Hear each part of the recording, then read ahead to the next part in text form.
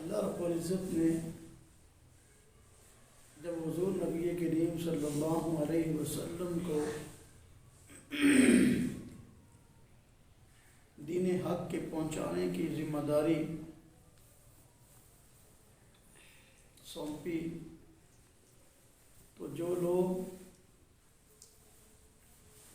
پہلے دن سے ہی حضور نبی کریم صلی اللہ علیہ وسلم آپ کی دعوت اور مسلمانوں کے مخالف ہوئے،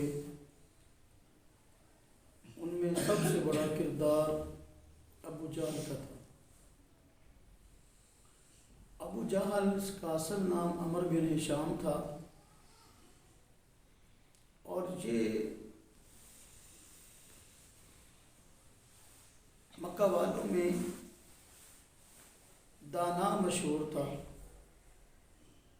اس لیے اس کی کنیت تھی ابو الحکم، اپنے آپ کو ابو الحکم کہلواتا تھا۔ ابو الحکم کا معنی بہت بڑا دانا، بہت بڑا سمجھدار۔ لیکن اسلام کے مقابلے میں اس کی حرکتیں ساری کی ساری جاہلانہ تھی،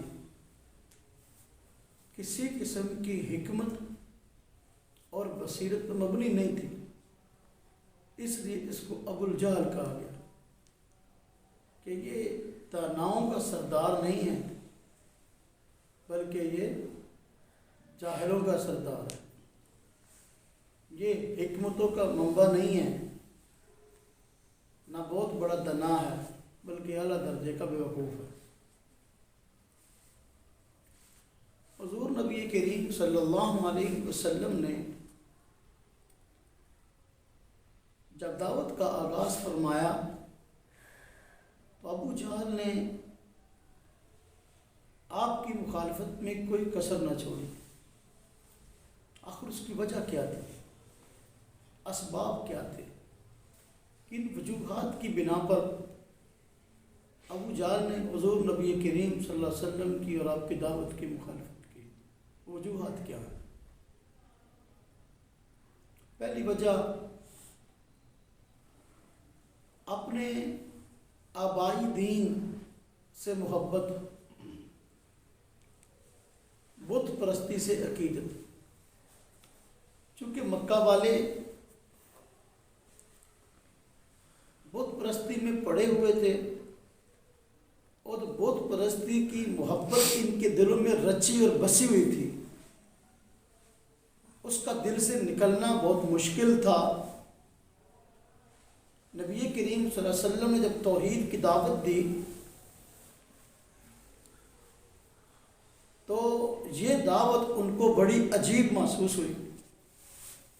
مکہ مکرمہ میں بیت اللہ شریف، خانہ کعبہ شریف جو توحید کا اور اللہ کی عبادت کا مرکز تھا، اس کو 300 سے زائد بتوں سے بھر دیا گیا۔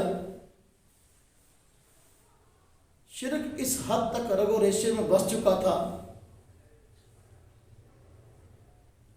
تو اس وجہ سے حضور نبی کریم صلی اللہ علیہ وسلم نے جب توحید کی دعوت دی، کہا ایک رب کی عبادت کرو، غیر اللہ کی عبادت کو چھوڑ دو، تو یہ اور اس کی پارٹی کے لوگ حضور نبی کریم صلی اللہ علیہ وسلم اور آپ کی دعوت کے دشمن ہو گئے۔ دوسری وجہ، حضور نبی کریم صلی اللہ علیہ وسلم نے جب اسلام کی دعوت کا آغاز فرمایا تو ابو جہل مکہ کا رئیس تھا، بڑا سردار تھا، اور اس وقت معاشرے میں جو جتنا بڑا سردار تھا اس کے تو اتنی بڑی آکڑ تھی، تو اس میں تکبر اور اکڑ بہت تھی، سرداری پر گھمنڈ بہت تھا۔ اس وجہ سے اس نے حضور نبی کریم صلی اللہ علیہ وسلم کی اطاعت اختیار نہیں کی کہ اگر میں نبی کریم صلی اللہ علیہ وسلم کا مطیع ہو جاؤں گا، اسلام کو قبول کر لوں گا، تو میری وہ سرداری اور میرا تکبر، وہ بڑائی میری نہیں رہے گی. مجھے نبی کریم صلی اللہ علیہ وسلم کی بات مان کر چلنا پڑے گا، جبکہ میں خود دوسروں سے اپنی بات منواتا ہوں. تو یہ بھی ایک بڑی وجہ تھی حضور نبی کریم صلی اللہ علیہ وسلم کی دعوت کو قبول نہ کرنے کی، اسلام کو قبول نہ کرنے کی. باہر کے جس دن سے حضور نبی کریم صلی اللہ علیہ وسلم نے